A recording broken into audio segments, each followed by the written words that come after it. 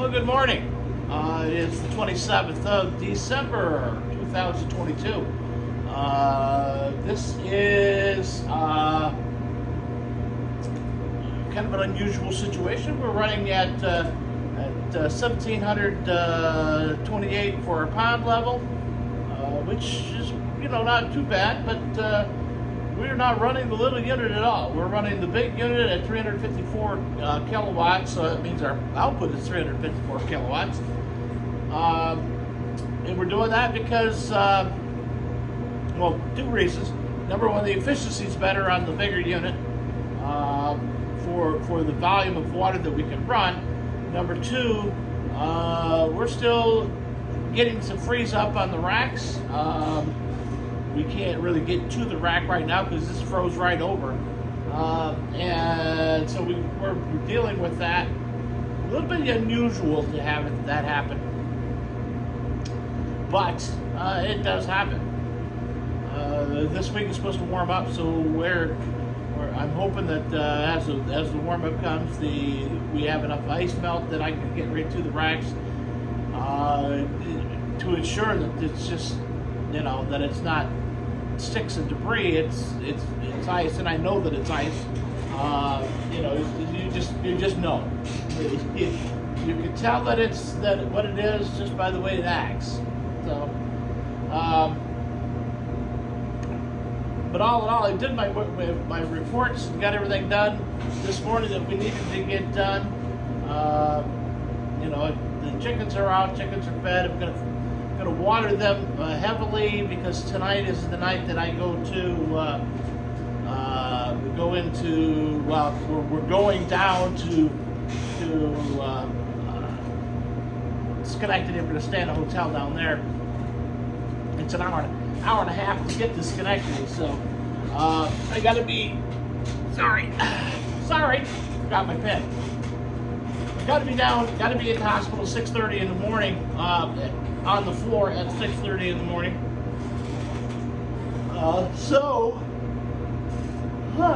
I want to make sure that I don't have to get up to do the hour and a half drive. Okay, so now you're talking we got to leave at 5, which means you got to be up at 4.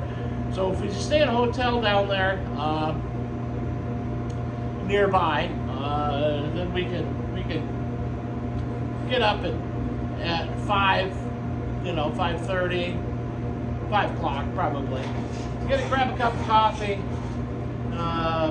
Although I don't think I should drink any coffee in the morning. I don't think I will. Sip some water, baby. Because I'm going to have a TEE first. Sip some water. Head down to the hospital. Should be no problem. Donna will be going with us because she's worried. Yeah, she probably, I understand. That's understandable. But it is what it is, and the outcome will be what the outcome is, and it'll be just fine. My internet is working really crappy this morning, which is lovely. But it's okay. I didn't bring in the tripod, so I'll try to get you outside like this, and we'll take some. We'll get you some looks and sees, and it's snowing a little bit. I did run the tractor a little bit yesterday morning, scrape some of the ice down, some of the high ridges of the ice. But it is what it is. This is winter. This is a strange winter so far. We're going to be seeing some warmer weather than what we would normally see. Somebody told me, "Oh no, it's warmer. It's warmer. We don't have this much snow," and I'm like, yeah, we do. I feel sorry for those people out in Buffalo.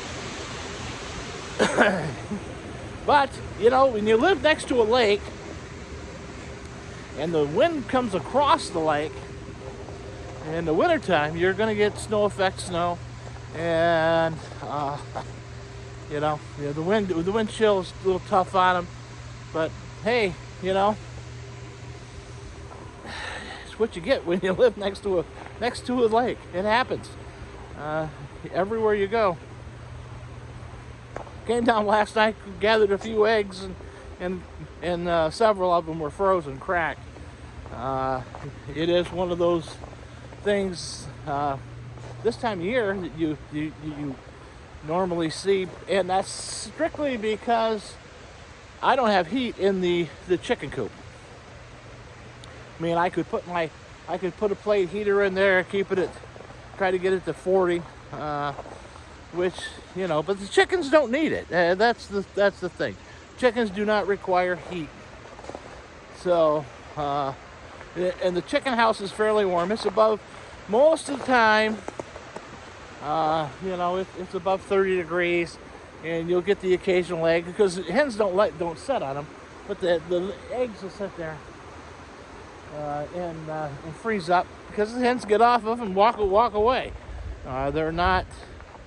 Everybody shows the hen sitting on the eggs, but that's not how it works. They only set on eggs when they go broody. And then you don't even stick your hand up there because they'll bite you. But most of the time, these are not broody chickens.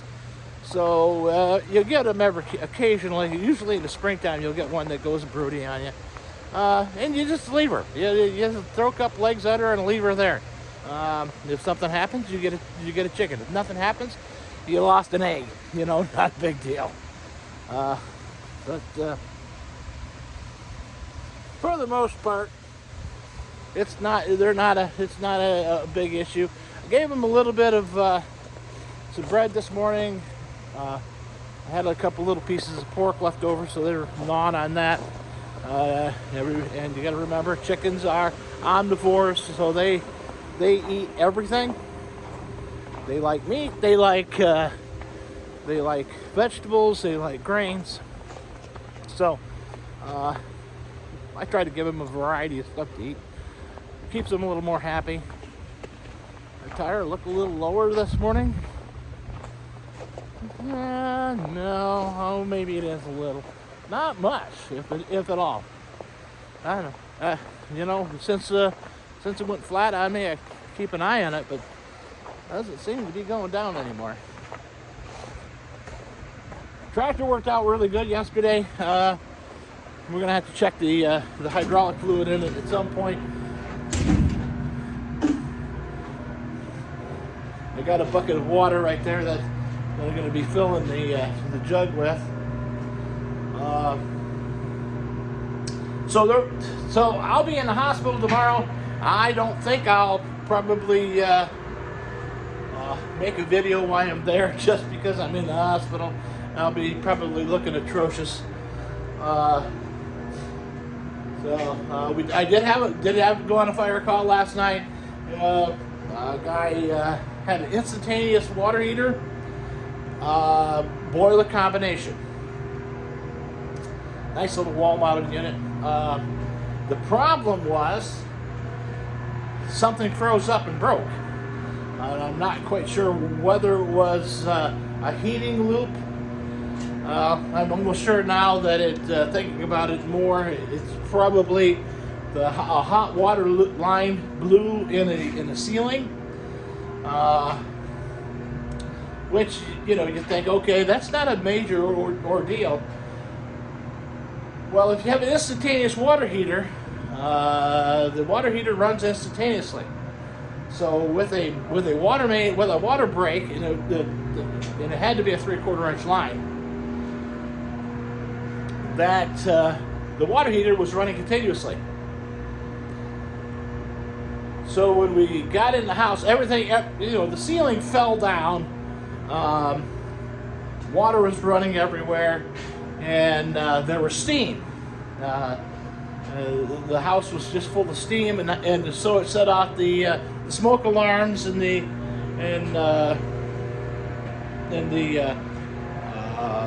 carbon monoxide alarms. I think just probably because they're short now. I would estimate there was 5 to 10,000 gallons of water in the house, hot water. It was the propane was still running, the boiler was still running, the water was still running, and we were trying to figure out how to get to it because the basement had 3 foot of water in it, and or thereabouts, and we couldn't. There was live electrical down there, so we weren't going to risk going in. You know, that's just one of those things. We called the village to shut the water main off. They had done some landscaping and placed a rock over the top of the curb stop, so it could not be shut off. So they had to call in the equipment operator. Equipment operator came in with the backhoe, which then removed the rock, and we could shut the water down. In the meantime, another one of the firemen, after we started pumping water out of the basement as fast as we could, dropped the water level down a little bit. He went over and shut the main water line off. Not a smart thing to do because you could get electrocuted easily, but he thought it was relatively safe because everything should have already popped the breakers, and he's correct. But we just don't want to run that risk. But everything worked out. The poor guy, still feel bad for him. It was a nice house, and the ceilings are down. He had a brand new wood floor now, or not a newer wood floor. It was already working when we left. We found knob and tube wiring in the ceiling as we were pulling things down.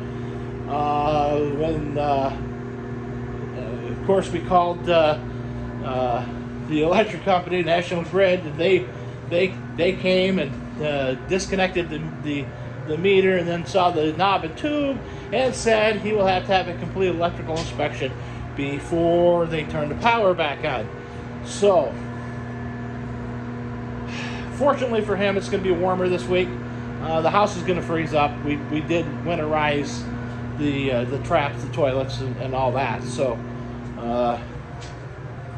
we pumped out as much water as we could. We had like 3 inches left in the basement that we couldn't pump. Our pumps aren't designed that way.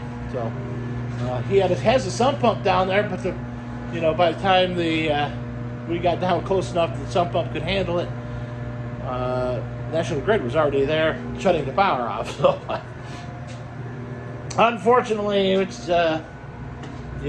was not a good scenario for him.